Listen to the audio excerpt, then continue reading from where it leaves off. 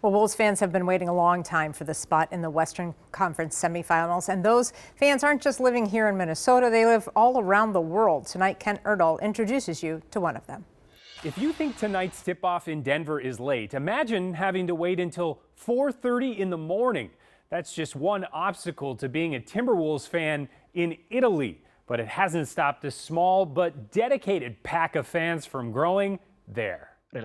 You might not understand much of this Timberwolves podcast outside of a few names. Anthony Edwards. But you should know that the voice behind it understands what it means to be a Minnesota sports fan right now. I feel like I am in a love relationship with this team, and I have been cheated on so many times that I don't want to get my hopes too high. Francesco Della Ferrara isn't kidding. He might be the only Wolves fan in the world who started following this team in 2009. And let's just say it wasn't because they tied the franchise record for fewest wins. I saw the logo, it was amazing, and so I said, all right, let's try following this team. And then it turned out that was the worst losing team in the history of the NBA. I didn't know that at the time. But Francesco kept on running with the team, and in 2020, he launched the first Italian-language Timberwolves podcast, and it didn't take long to attract a pack. And now it's called the La Tana dei Lupi, which is Italian for the Wolves' Den. Instagram anche perché c'è. He and his co-hosts now also manage YouTube and Instagram pages. And if you're wondering his favorite topic,